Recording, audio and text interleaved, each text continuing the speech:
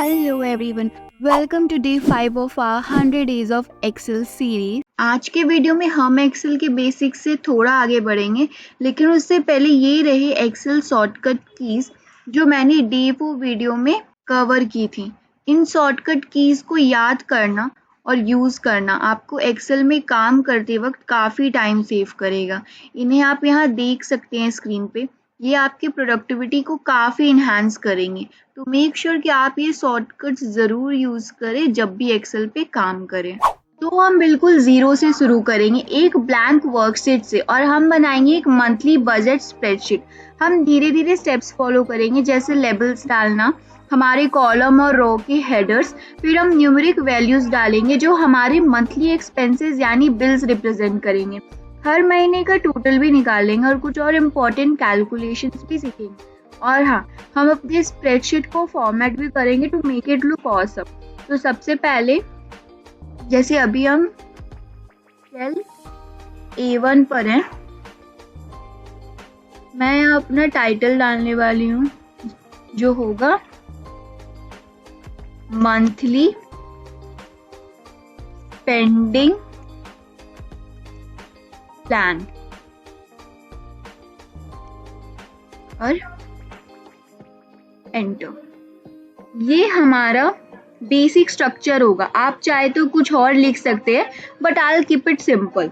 फिर हम नीचे सेल A3 में आ जाएंगे, ओके, और एक कॉलम हेडर बनाएंगे बिल्स, एंटर।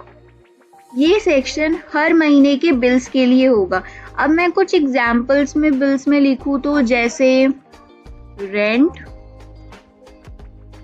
एंटर, फोन,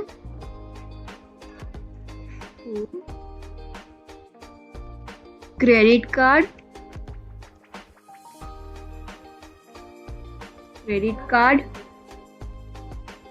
और हाँ, एक इम्पोर्टेंट चॉकलेट्स।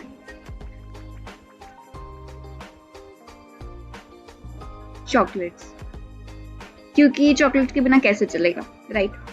आप अपने बिल्स भी ऐड कर सकते हैं, जैसे car, electricity, gas, water etcetera. जो भी आपके मंथली बिल्स हैं उन्हें यहाँ लिस्ट में ऐड कर दे। अब रो हेडर्स बन गए, तो हम कुछ मंथ्स के लेबल्स डालेंगे। मैं जनवरी से शुरू कर रही हूँ। मैं यहाँ पे लिखूंगी जनवरी, तो सेल B3 में जैन, उसके बाद फेब, उसके बाद मार्च, ओके। बट आप चाहे तो सारे 12 महीना के भी डाल सकते हैं। और जैसे हमने हर मंथ का टोटल निकालने का लेबल डाला, वैसे हम रो टोटल्स के लिए भी एक लेबल डालेंगे, जैसे मंथ का टोटल यहाँ पे और यहाँ रो का टोटल, ओके। तो अब हमारे पास बेसिक स्ट्रक्चर तैयार हो गया है। ये हमारा रो लेबल बिल्स और कॉलम लेबल्स मंथ्स है। अभी हमने सिर्फ टेक्स्ट वैल्यूज लिखी है और अब हम न्यूमेरिक वैल्यूज डालने वाले हैं। इसलिए अगर आप मेरे साथ स्टेप बाय स्टेप फॉलो नहीं कर पा रहे हो, अभी वीडियो पॉज कर लो, अपना स्ट्रक्चर सेट कर लो। सो जैसे मैंने जनवरी से मार्च तक का बिल्स हेडर डाला था, अब सेल B4 में अपना रेंट का अमाउंट डालने जा रही हूँ, ओके। और बाकी बिल्स की अमाउंट भी B4 से लेके D8 तक डालेंगे। आप ये एग्जैक्ट वैल्यूज डाल सकते हो या अपने खुद के बिल्स और अमाउंट्स ऐड कर सकते हो to create your own monthly spending plan. The quicker you put into real world practice, it is better, okay. मैं B4 में जाऊंगी। अब यहाँ पे मैं सपोज डालती हूँ $1000, ओके। फिर एंटर की प्रेस करेंगे और नेक्स्ट रो में आ जाएंगे, ओके। और वहाँ फोन बिल का अमाउंट अब डालेंगे। सपोज फोन बिल का अमाउंट डाला $45, सपोज दैट, ओके। ऐसे ही बिल्स के अमाउंट डालते जाएंगे। For credit card suppose $300, enter. For chocolates, I'll put $250.